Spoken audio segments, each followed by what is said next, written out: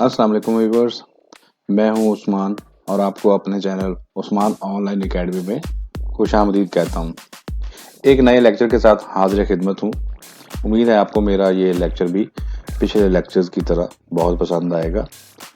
आपसे गुजारिश है कि मेरी वीडियोस को लाइक, शेयर और चैनल को सब्सक्राइब लाजमी किया करें ताकि आपको मेरी वीडियोस टाइमली मिलती रहें, और बेल आइकन का बटन जो है ना वो लाजमी प्रेस किया करें।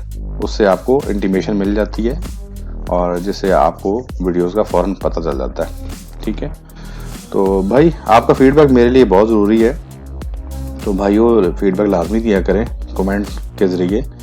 वीडियोस पे कमेंट किया करें, और किसी और टॉपिक पे वीडियोस चाहते हो, इंग्लिश में कोई चीज़ पढ़ना चाहते हैं या समझना चाहते हैं तो वो लाजमी मुझे कमेंट करके बताया करें ताकि उस पर भी वीडियोस बना के आपकी गाइडलाइन मैं गाइड कर सकूं आपको।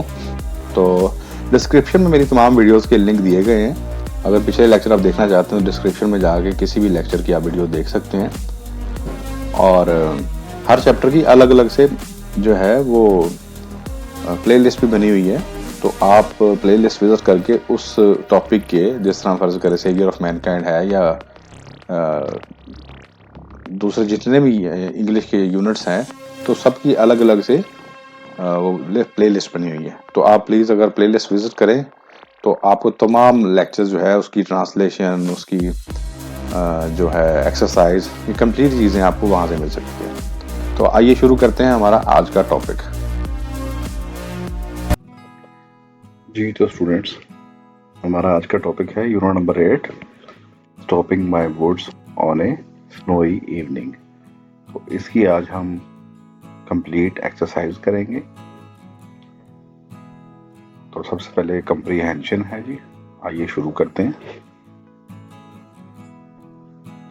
बी है जी, some statements are directly supported by the poem, some are inferences यानी कि assumptions based on evidences from text, while some are not supported by any evidence.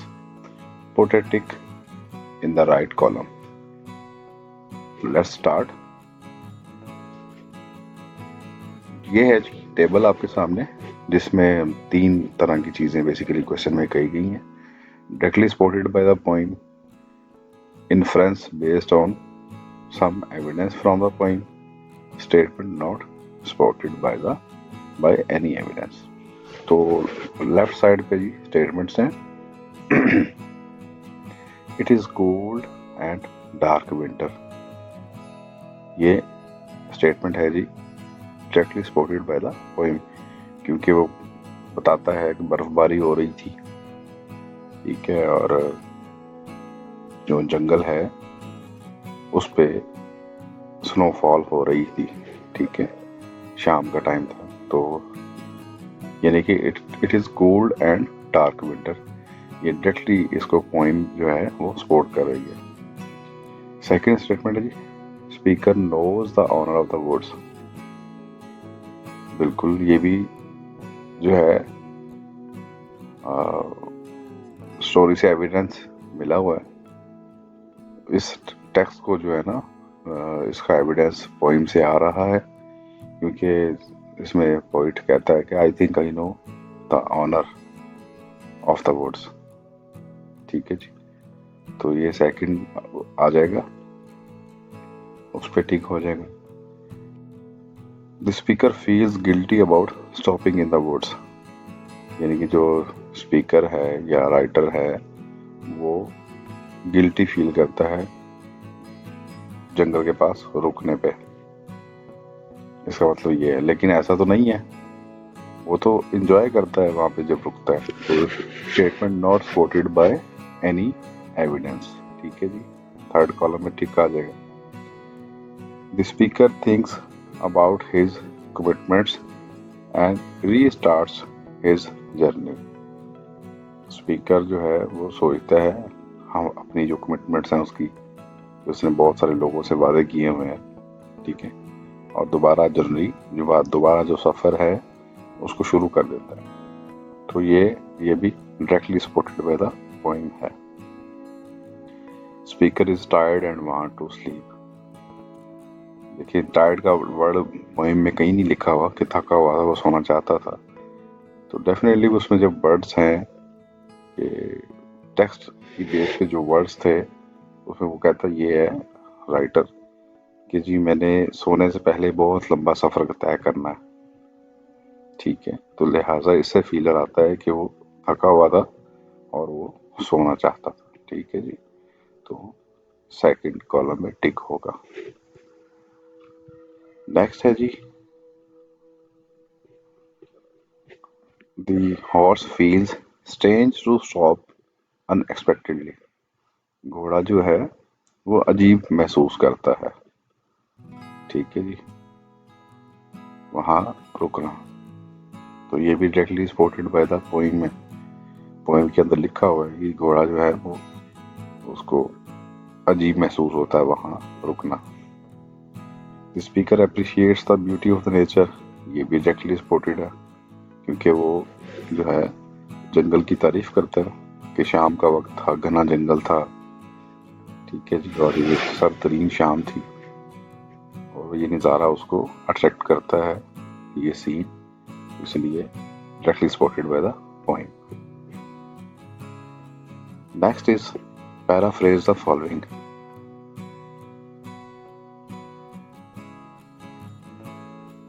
The woods are lovely, dark and deep. जंगल घना है, प्यारा है और तारीख है। ये बेसिकली पहला स्टेंजा जो है कंप्लीट आप पढ़ लीजिएगा। But I have promises to keep and miles to go before I sleep and miles to go before I sleep. ये लास्ट बेसिकली स्टेंजा। तो इसकी एक्सप्लेनेशन पैराफ्रेज द फॉलोइंग, ठीक है जी, इसकी एक्सप्लेनेशन नेक्स्ट पेज पे है।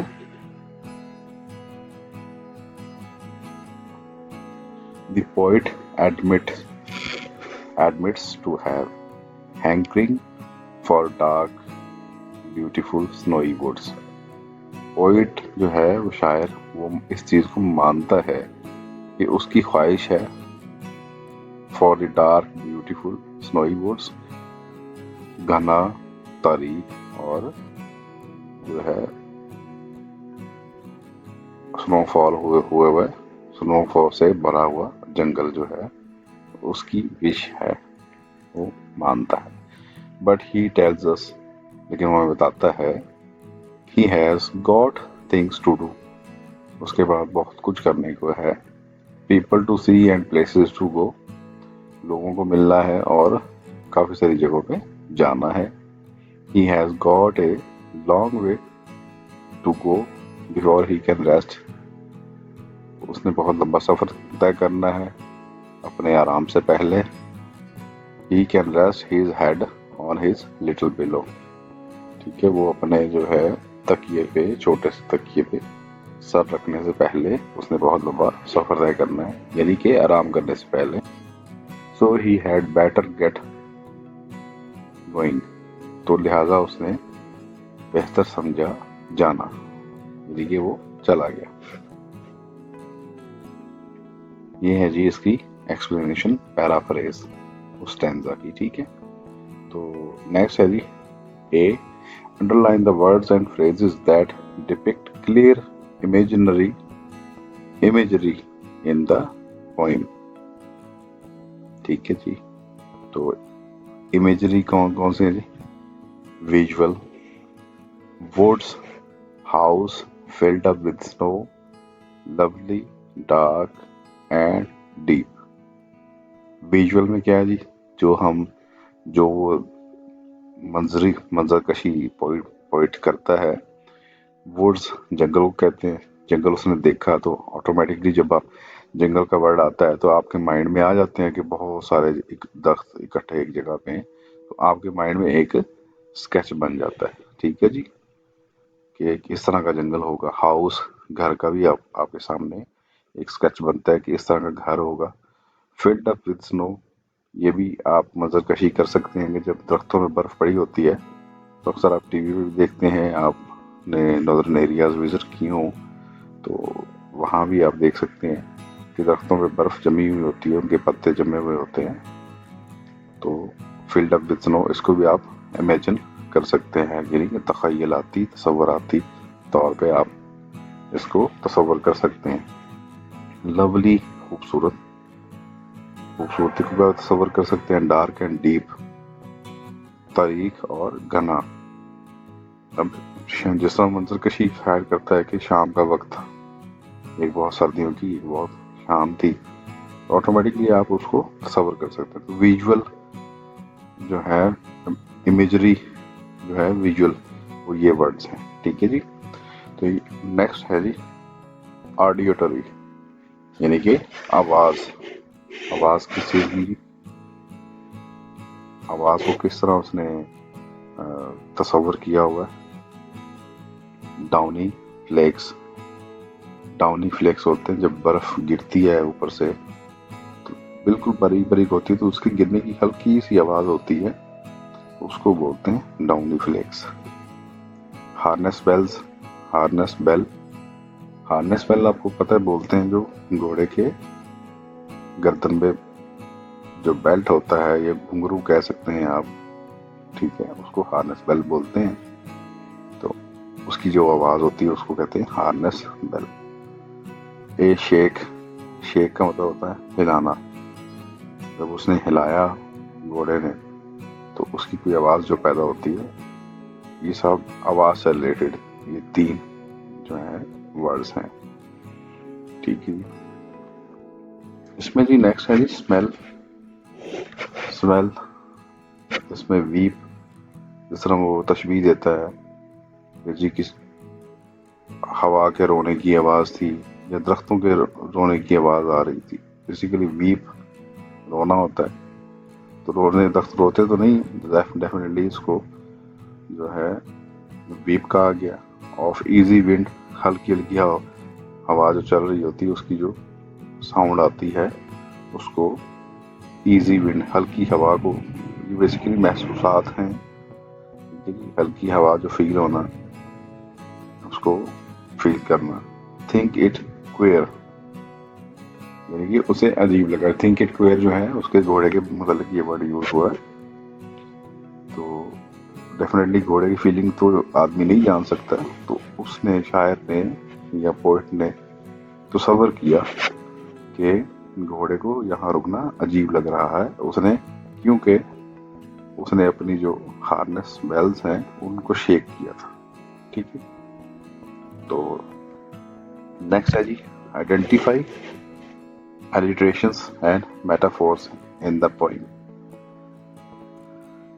alliteration बोलते हैं जी जिसमें दो वर्ड्स की सेम साउंड हो, यानी कि एक वर्ड जो है अगर वो एस से शुरू हो रहा है और नेक्स्ट वर्ड भी एस से शुरू हो रहा है, तो उसको जो है alliterations बोलते हैं। सेम साउंड, जो दो वर्ड्स का सेम साउंड निकल रहा हो तो उसको alliteration बोलते हैं। ठीक है जी। और मेटाफोर बोलते हैं जब किसी चीज या किसी ऑब्जेक्ट को किसी चीज के साथ तशबीह दी जा रही हो, यानी कि एक चीज है तो बाज़ हम किसी भी चीज को तशबीह देते हैं, कि जैसे हम कहते हैं कि फ्लावर्स वर डांसिंग, ठीक है जी, फूल नाच रहे थे। डेफिनेटली फूल नाच तो नहीं सकते, लेकिन हवा की वजह से हिलते हैं तो उसको तशबीह दी जाती है नाचने से। तो इन जब नाचना जो है वो सिर्फ इंसान नाच सकते हैं, ठीक है। और लिविंग यानी कि जिंदा चीज जो है, जो मूव कर सकती है, जो इंसान है या हैवान है, तो ये उनकी खसूसियात होती हैं, तो उसको पौधे और दख्त तो नहीं कर सकते। तो इस तरह की जो खसूसियात होती हैं उनको मेटाफोर्स बोलते हैं। ठीक है जी। तो पोएम के अंदर मेटाफोर्स और एलिट्रेशंस कौन कौन से हैं, ये है जी answer. Woods, snow, lovely, dark, deep, sleep, promises. These are the words which are either alliterations or metaphors in the poem. Next, here are some words opposite in meaning, match the columns.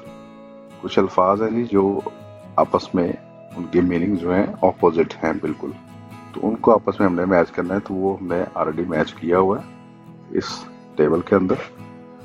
Words हैं जी village, उसका opposite है city. गांव शहर, stopping moving, रुकना चलना। Snow बर्फ को बोलते हैं, वाटर पानी को बोलते हैं, बिल्कुल ऑपोजिट है। पानी जमे तो स्नो या आइस बनती है, ठीक है जी। और फ्रोजन मुंजमद, मेल्ट पिघला हुआ, ये भी बिल्कुल ऑपोजिट है एक दूसरे के। डार्केस्ट तारीख, ब्राइटेस्ट चमकता हुआ या रोशन। साउंड आवाज, साइलेंस खामोशी, दोनों ऑपोजिट हैं। डाउनी बोलते हैं नरम को, हार्ड बोलते हैं सख्त को। डीप बोलते हैं गहरे को, शैलो बोलते हैं कम गहरे को, ठीक है जी। ये सब these are the words which are opposite in meanings. Now we next forward. Circle the correct options. The poem is suggestive of profound, deep thoughts about. The poem is suggestive of profound. Profound बोलते हैं deep, यानी कि गहरे ख्यालात की हामिल है, यानी कि पोइम के अंदर बहुत ही गहराई है। अबाउट किसके बारे में जी, किसके बारे में गहराई है? A scene of words in winter, B option है जी reality of life and death. Basically reality of life and death है इसकी गहराई के बारे में ये पोइम है, ठीक है जी। थर्ड ऑप्शन है जी ए सॉन्ग ऑफ एंजॉयमेंट, तो ये सॉन्ग ऑफ एंजॉयमेंट भी नहीं है ना, ये scene of words in winter है, ये basically reality of life and death है, ठीक है जी। डार्क जो है जंगल, उसको जो है डेथ से तशबीह दी गई है, ठीक है जी। तो इसलिए शायद थोड़ी देर वहां रुकता है, उस नज़ारे को एंजॉय करता है, फिर आगे चला जाता है, ठीक है जी। क्योंकि उसने बहुत सारे वादे किए होते हैं, जिंदगी गुजारनी होती है और काफी सारी कमिटमेंट्स होती हैं उसकी। Next, the poem presents a conflict between, किस में कॉन्फ्लिक्ट है जी पोएम में? ऑप्शन ए है poet and his friend, obligation of life and desire to escape from them, poet and forces of nature. किस में कॉन्फ्लिक्ट आ रहा है जी? Poem presents a conflict between obligation of life, जिंदगी की जिम्मेदारियां, and desire to escape from them, और इंसानी ख्वाहिश कि मैं इन जिम्मेदारियों से छुटकारा पा लूं। तो डेफिनेटली जी जब उसका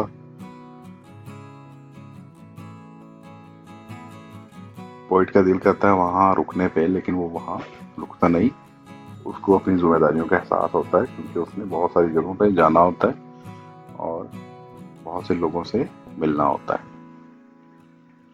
तो नेक्स्ट है जी, after reading the poem we क्या feel fed up of life, हम जिंदगी से उकता जाते हैं।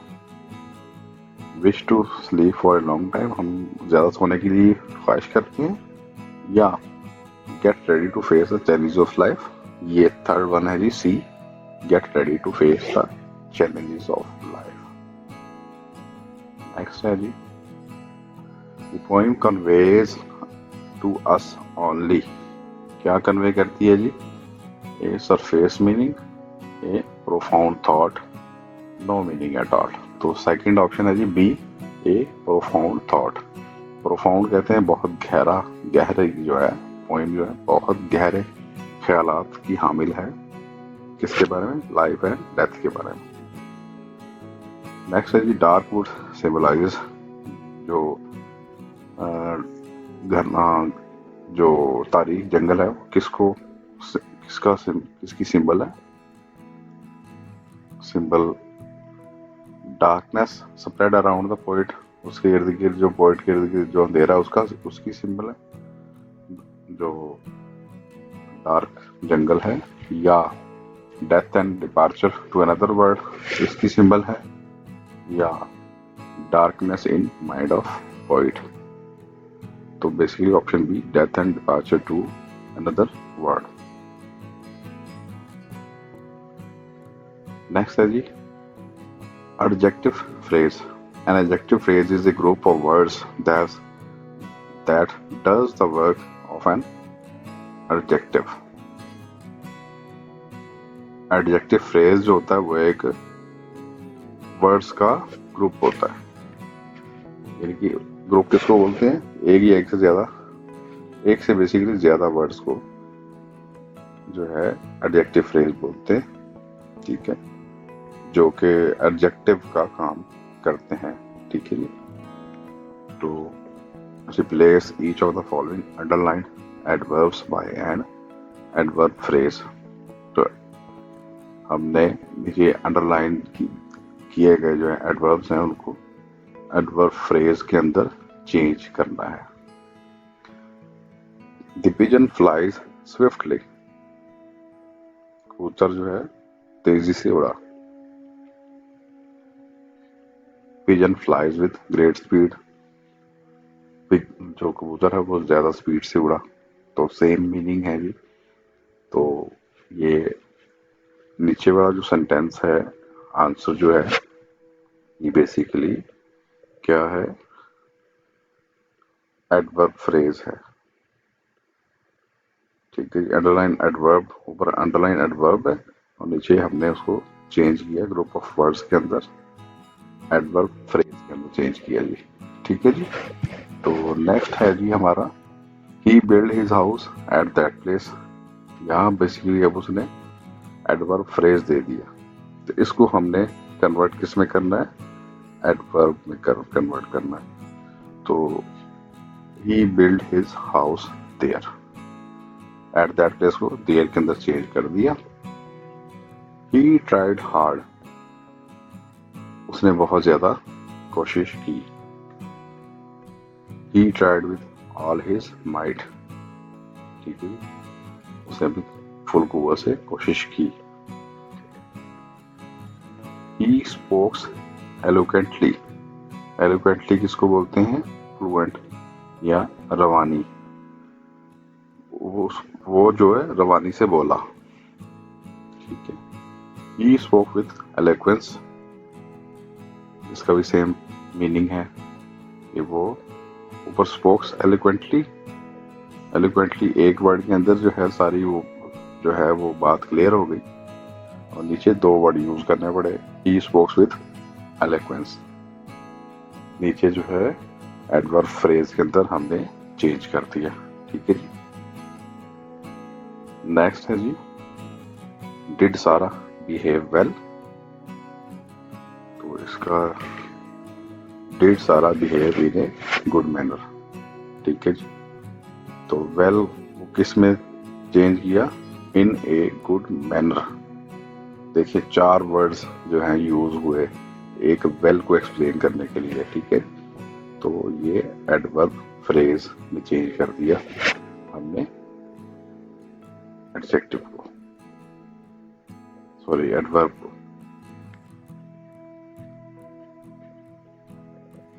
Make 3 sentences using adjective phrases and 3 using adverb phrases। adjective phrases के 3 सेंटेंस बनाने हैं जी हमने, और 3 ही बनाने हैं adverb phrases के। Let's start। My father hates people without character। ठीक है जी, ये एक सेंटेंस बन गया। People without character ये हो गया adverb phrase, और आगे उसके जो है एडजेक्टिव लिखा हुआ है, कैरेक्टरलेस पीपल। तो ब्रैकेट में है ये एडजेक्टिव है, और एडवर्ब फ्रेज जो है वो अंडरलाइन किया हुआ है, ठीक है जी। नेक्स्ट है जी he had a life devoid of blame. ये है, इसको चेंज किया गया ब्लेमलेस लाइफ, यानी कि उसके उस पर पूरी जिंदगी में कोई इल्जाम नहीं लगा। तो ये सेकंड सेंटेंस होगा। थर्ड सेंटेंस है जी this ring is made of gold, ये जो अंगूठी है सोने की बनी हुई है। तो ये हम लिख सकते हैं this is golden ring, enough. ठीक है जी। तो adverb phrase, basically this ring is made of gold, ये एडवर्ब फ्रेज है, और दिस इज गोल्डन रिंग ये है एडजेक्टिव। ठीक है जी। नेक्स्ट है जी हमारा यूजिंग एडवर्ब फ्रेजेस। अब एडवर्ब फ्रेजेस यूज करके बनाए गए हैं।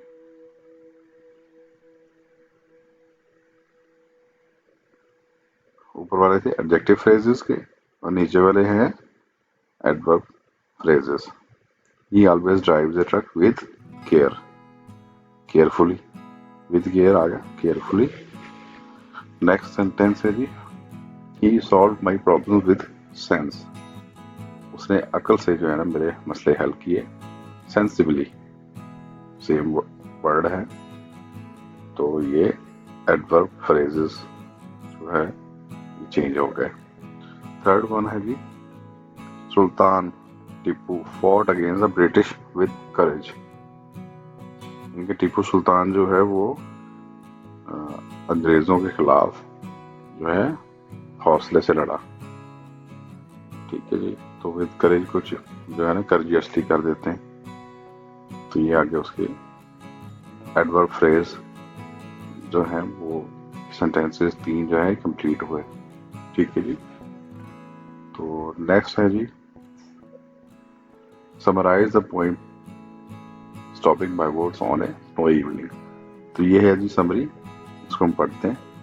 The poem stopping by words on a snowy evening is written by Robert Frost.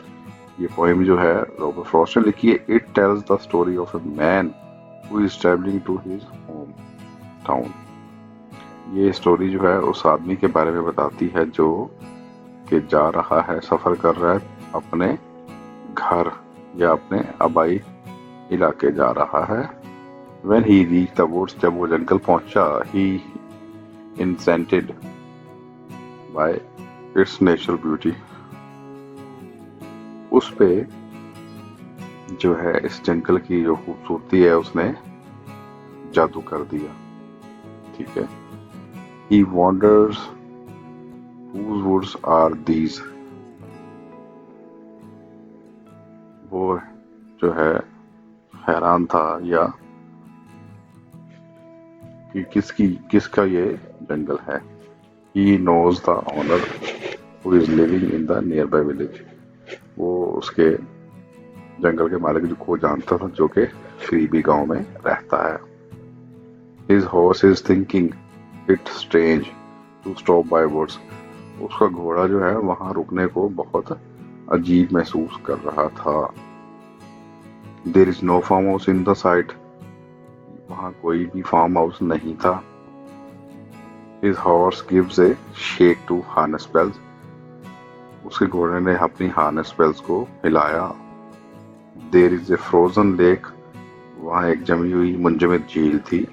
And snowy flakes, और नरम बर्फ के जो है पीसेस या नरम जो बर्फ ऊपर से गिरती है, स्नो गिरती है, उसको स्नो फ्लेक्स बोलते हैं। टू बी सीन, वहाँ जो है जमी हुई झील थी और snowflakes to be seen, वहाँ ये स्नो फ्लेक्स भी देखे जा सकते थे। But the poet has so many things to do, लेकिन पोइट ने बहुत कुछ करना था। And he has many miles to go before he can go to bed for sleeping, लेकिन उसने सोने से पहले बहुत लंबा सफर तय करना था। तो ये समरी। Next forward.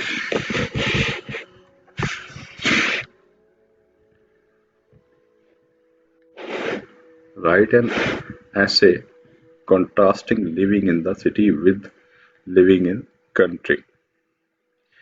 शहर और देहात में रहना जो है इसका बेसिकली कंपैरिजन करेंगे हम 170 से 200 अल्फाज में। ठीक है जी। Start. These days majority of people prefer living in city. आजकल जो अक्सरियत है लोगों की वो शहर में रहना पसंद करती है टू लिविंग इन कंट्री, बजाय इसके कि वो गांव में रहें। There are many differences between life in city and life in rural areas. शहरी और देहाती जिंदगी में बहुत से जो है मामलात डिफरेंट होते हैं, या शहरी और देहाती जिंदगी में बहुत ज़्यादा फर्क होता है, specially in cost of living. जो ज़रूरियाती ज़िंदगी की चीज़ें हैं उनकी जो कीमतें हैं उनके हवाले से, इन्वायरमेंट, फिज़ा के हवाले से, एंड जॉब और अपॉर्चुनिटी और रोज़गार के मौक़ों के हवाले से बहुत सारे फ़र्क हैं। It is apparent that the expense to live in the city is much more expensive than that of living in countryside. ये महसूस होता है कि जो है खर्चा या एक्सपेंस जो है शहर में रहने का जो खर्चा है वो गांव में रहने के खर्चे से बहुत ज़्यादा है। किस शक्ल में जी? In term of housing price, घरों की जो प्राइस है वो बहुत ज़्यादा होती है शहरों में। कॉस्ट ऑफ मेडिकल केयर, और यहाँ जो है तिब्बी सहूलतें जो है वो बहुत महंगी होती हैं। डॉक्टर, हॉस्पिटल बहुत महंगे होते हैं, एंड एजुकेशन और तालीम भी बहुत महंगी होती है। टू ओन ए हाउस और a flat it cost urban people a Fortune.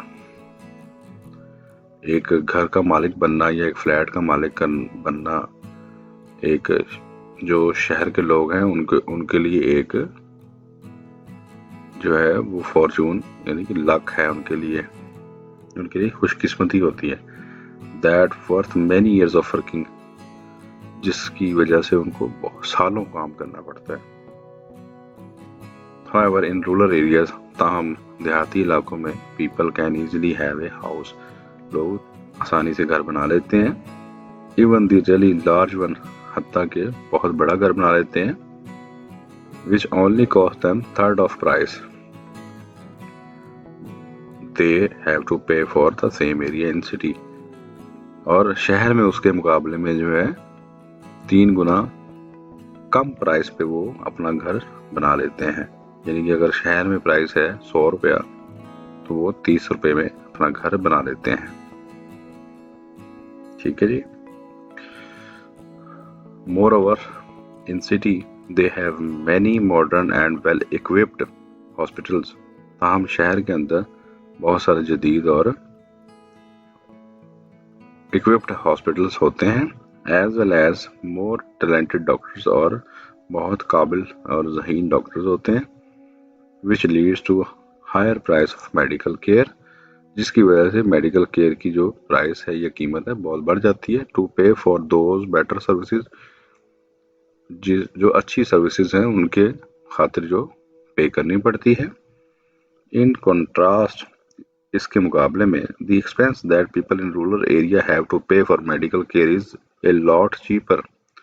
और इसके मुकाबले में जो खर्चा देहाती लोगों का होता है तब भी जो है केसेस में या मेडिकल केसेस में वो बहुत ही सस्ता होता है, वो बहुत कम होता है। नेक्स्ट है जी, due to its backward facilities the same situation happens. Due to its backward facilities वो पिछले सेंटेंस का ही पार्ट है।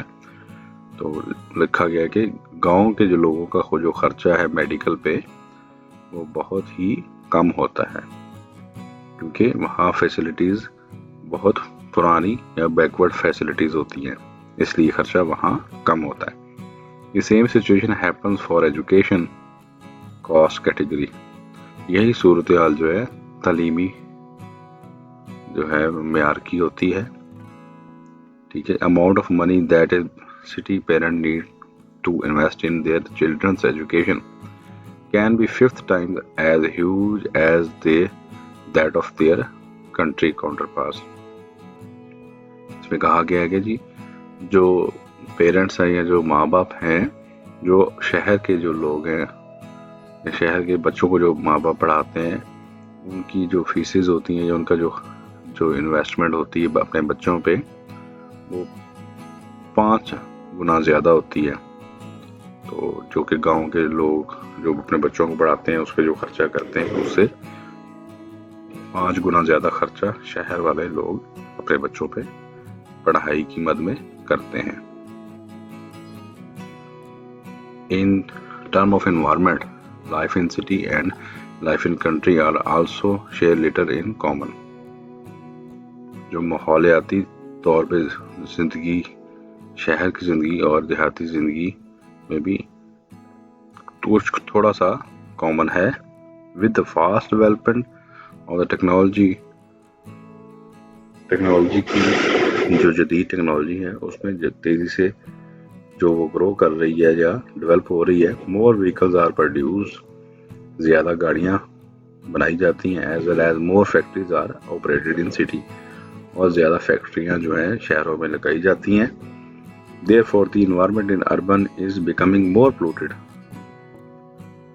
ताहम जो माहौल है या एनवायरनमेंट है शहरों का, वो जो है आलूदा होता जा रहा है by different kinds of exhausted fume, जिसकी वजह जो है एग्जॉस्टेड जो बाहर निकालने वाला जो है धुआं हो सकता है कि एंड इंडस्ट्रियल वेस्ट, और इंडस्ट्रियों का जो वेस्ट है या उनके जो केमिकल्स वो बाहर निकालते हैं from those developments.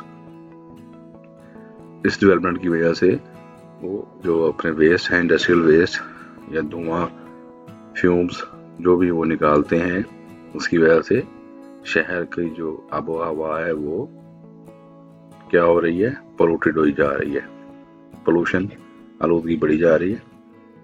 On the contrary, और इसके मुकाबले में rural peoples are experiencing a better and cleaner environment, और जो देहाती लोग हैं वो बेहतर और साफ माहौल में रहते हैं then their city counter parts.